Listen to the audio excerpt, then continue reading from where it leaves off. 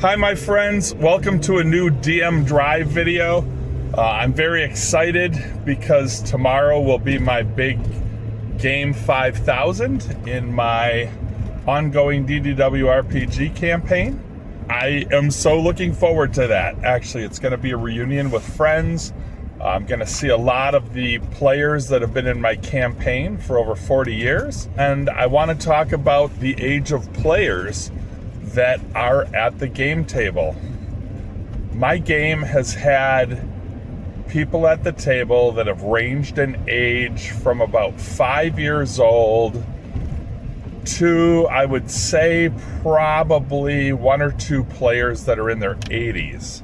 I would, of course, welcome anybody older as well, but just haven't encountered them or haven't had them at the table where they still wanted to role play or were role playing at that time. Now, having different people of different ages at your gaming table can sometimes present a couple of complications, right? When you have young players at the table, they lack experience, so sometimes they're not gaming at the same level as everyone else because they have a slightly more narrow worldview and they have a slightly more fantastical idea of being able to do something awesome in the game, right? They may not be as used to the more confining rules as they might perceive them, connected with a character or a class or the particular setting or game that you're playing. And actually, that's okay. You should actually spend some time making sure that you make space for those players. That's how you get people into a new hobby or a new area of interest. You make sure that there is actually space for them and that they can be a part of what's going on. I hope it's not too bad as I'm driving in today. It's raining a little bit, so if you hear a pitter patter while I'm driving, that's Mother Nature being a part of the symphony of this DM Drive. And that's the way it goes sometimes. I hope the audio is okay on this, but just wanted to let you know I'm not trying to make it noisy in any way. So back at the subject at hand, make sure that you make some games. If you have young people at the table, make sure that you include some of the action that's focused on those people, right? Every player, regardless of age, wants to be able to contribute into a game and really kind of enjoy and be a part of the greater story at hand. Kids especially need this. They need to feel like they're a part of the story and that they can actually contribute. Very often children feel like they're not listened to or what they say is marginalized sometimes because older people and parents think they know better. But one of the things that I've learned over time is that children really speak truth, okay? They tell it like it is, or they see a lot of the difficulties of the world, right? Explaining to children that fighting, combat, or war should really be a last resort is a key lesson for anyone's development. And quite frankly, I sometimes think that adults don't understand that as well as children do, because we will find reasons for conflict, and that doesn't really make a whole lot of sense. But that said, make sure that you play each part of your game to the group. A good game master can adjust to the play styles of different people that are at the table. So when you have an older group of players who are maybe looking for a more serious plot, present that to them. And if you have children at the table, maybe present a more fantastical or simple plot to those kids. And when I say simple, I don't mean dumb down the game to kids. What I mean is make sure that the kids and even the adults at the table understand what the point of the story is, and that there's an intention to the actual adventure that is important to its outcome.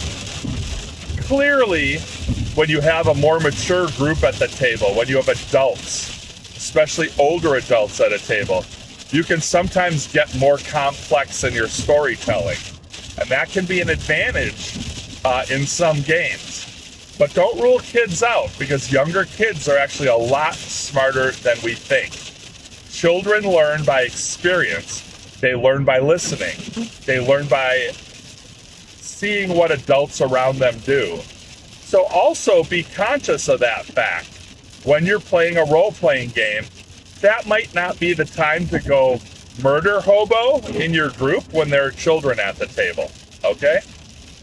Now, you can take an aside to a kid, and you can also say, hey, I just want you to know his character is kind of a bad guy in this case, or is not acting appropriately, but that's a little bit how his character works, right? But we wouldn't ever want him to do that in real life. Having asides like that is absolutely okay.